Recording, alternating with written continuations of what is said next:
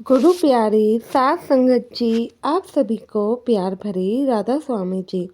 सात संगत जी, आप लोग अगर सोचते हैं कि नाम दान हम लोगों को ऐसे ही मिल जाता है तो यह बिल्कुल ही गलत है। नाम दान बहुत कर्मों वाले लोग होते हैं। बाबा जिनकी दया मेहर होती है उन्हीं लोगों को नसीब हो पाता है। पर हम जैसे लोग नाम दान लेकर भी उसकी कदर नहीं कर पा रहे हैं, ना ही उसकी शक्ति को जान पा रहे हैं। यह तो बिल्कुल सरासर ही गलत हो रहा है, क्योंकि हम नाम दान के लिए जितने धक्के खाते हैं, जितना भटकते हैं, मालिक से दुआएं करते हैं, क्या हम उतना नाम दान लेने के बाद उस चीज़ को संजो कर रख रहे हैं? तो साथ संगत जी, पहले तो आपसे विनती करूंगी कि वीडियो के अंत तक बने रहिएगा। और संगत के अपने इस चैनल से नहीं जुड़े हैं तो सब्सक्राइब करके संगत के अपने इस चैनल से आप लोग जुड़ सकते हैं। तो साथ संगत जी, ये घटना से आपको पता लगेगा कि बाबा जी का दिया हुआ विष भी किस प्रकार अमृत समान है। लेकिन अगर हम लोग उसकी कदर ही नहीं करेंगे तो फिर कोई फ़ायदा नहीं है। तो साथ संगत जी, यह घटना एक गांव की है और काफ़ी पुराने समय की है। एक गांव में एक राजा रहा करता था। राजा के पास सब कुछ था सिवाय एक पूर्ण गुरु के। उस राजा को बस तलाश थी तो एक पूर्ण गुरु की। तो वह राजा एक दिन मीटिंग बुलाता है, पूरी प्रजा को एकत्रित करवाता है और प्रजा में ये ऐलान करवा देता है कि जो भी मुझे पूर्ण गुरु के बारे में बताएगा, मैं उसको मुंह मांगी इनाम की राशि दूंगा। तो साथ संगत जी, हर कोई संगत वहाँ पे किसी न किसी के बारे में बताने लगती है। एक सत्संगी भाई था जो कि शांत कोने में बैठा हुआ था। राजा की नज़र उसी पर पड़ती है। वह उसको अपने पास बुलाते हैं। कहते हैं कि भाई, देख रहा हूँ तुम अपनी उत्पत्ति नहीं जता रहे हो। तो वह कहता है कि राजा जी, मैं जिस पूर्ण गुरु को मानता हूँ, आप उनको कभी नहीं मानेंगे, क्योंकि आप कहाँ वो कहाँ। तो राजा उस गुरु के बारे में पूछता है तो वह सत्संगी भाई बताता है कि वह गुरु वहाँ पर आपको पेड़ के नीचे मिल जाएंगे, लेकिन वो आपसे नीची जाति के हैं, इसलिए आप कहाँ ही उनको मानेंगे। तो राजा कहता है कि नहीं भाई, ऐसी बात नहीं है। तो उसके कहने पर राजा अपने सैनिकों के साथ उस पूर्ण गुरु के पास पहुंच जाता है। जब वह बाबा के पास पहुंचता है तो बाबा जी के आगे हाथ जोड़कर खड़े हो जाता है। कहता है कि हे प्रभु, आप मेरे सारे जो कि मैंने पाप किए हैं, बस इनसे मेरा पीछा छुड़वा दीजिए। उसके अलावा तो आप जो कहेंगे मैं वो ही करूँगा। मैं आपकी शरण में आना चाहता हूँ। मेरी गलतियों को माफ़ करके मुझे अपने शरण में जगह दीजिए। तो वे महाराज जी बोलते हैं कि हे राजा, मेरी इतनी हैसियत कहाँ कि मैं तुम्हें अपनी शरण में जगह दे सकूं। तुम कहाँ, मैं कहाँ। तो वह राजा कहता है कि बाबा, मालिक की भक्ति तो लेकिन आपने मुझसे ज़्यादा की है ना। धन दौलत से क्या ही होता है, असल में तो यही असल खजाना है। आप बताइए, आप जो कहेंगे मैं वो सब करने को तैयार हूँ।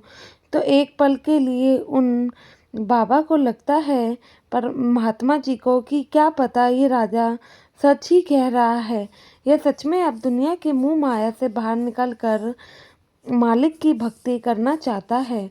तो महात्मा जी ना चाहते हुए भी एक उनके पास घड़ा था, उसमें से थोड़ा सा पानी निकालकर उस राजा को दे देते हैं और कहते हैं कि बेटा, तुम यह पी लो, इससे तुम्हारे दुखों का निवारण हो जाएगा। जब राजा ये सब देखता है तो मन ही मन कहता है कि क्या खा किससे मेरे दुखों का निवारण होगा। लेकिन अब महात्मा के सामने इतनी बड़ी बड़ी उसने बातें की थी तो उन सब से भी वह पीछे नहीं हट सकता था।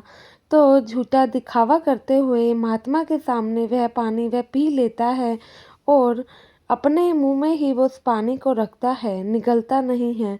जैसे ही महात्मा की नज़र इधर उधर जाती है, वह पानी राजा साइड में निकाल फेंकता है। यह सब वह महात्मा देख लेते हैं। पर उन राजा से कुछ नहीं कहते हैं। जब वे राजा वहाँ से चले जाते हैं तो महात्मा कहते हैं, हे राजा, मैंने तो तेरे दुखों का निवारण इस पानी से ही कर देना था, लेकिन तू अब इस लायक ही नहीं है तो क्या कर सके।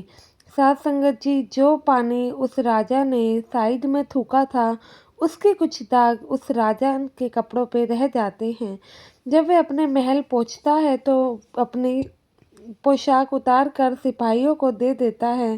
कहता है कि इन्हें साफ करवा के लाओ, लेकिन वह दाग इतने धब्बे थे कि वहाँ से निकलने का नाम ही नहीं ले रहे थे। और वह पोशाक राजा के किसी दोस्त ने उसे दी थी, वह भी बहुत ज़रूरी थी। फिर से गांव में ऐलान किया जाता है कि जो व्यक्ति इस पोशाक से ये दाग हटा देगा उसे मुंह मांगा इनाम मिलेगा। तो एक धोबी के पास वह पोशाक आती है। वह भी साफ करने की कोशिश करता है, लेकिन उससे भी वह दाग साफ नहीं होते। तो जो धोबी की बेटी थी वह कहती है कि लाओ पिताजी, एक बार मैं कोशिश करती हूँ। तो धोबी की बेटी क्या करती है कि जहाँ पर वह दाग लगे हुए थे ना, उस कपड़े को वहाँ से चूसने लग जाती है। जैसे ही वह उस कपड़े को वहाँ से चूसती है तो वह दाग गायब हो जाते हैं और उस लड़की को एक अलग सा रस आने लगता है। तो राजा हैरान होता है और उनको मुंह मांगी रकम देता है। कहता है कि तुम्हारी वजह से मेरी इतनी महंगी पोशाक से ये दाग चले गए, वरना उस महात्मा ने तो कोई कमी ही नहीं छोड़ी थी। साथ संगत जी, अब होता यूं है कि थोड़ा ही समय बीतता है।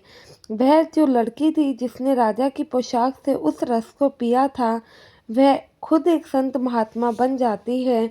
लोग उसको काफ़ी मानने लगते हैं। यही खबर राजा तक पहुंच जाती है। राजा भी पूर्ण गुरु की तलाश में तो अभी तक घूम ही रहा था।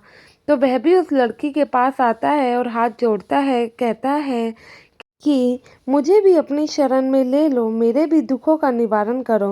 वह लड़की राजा को देखकर उनके पैरों में गिर के कहती है कि हे प्रभु, अगर आप ना होते तो मैं मालिक की कभी भक्ति कर ही नहीं पाती, ना ही मैं मालिक के इतनी पास पहुंच जा पाती। तो वह कहता है कि यह तुम क्या कर रही हो, क्या कह रही हो।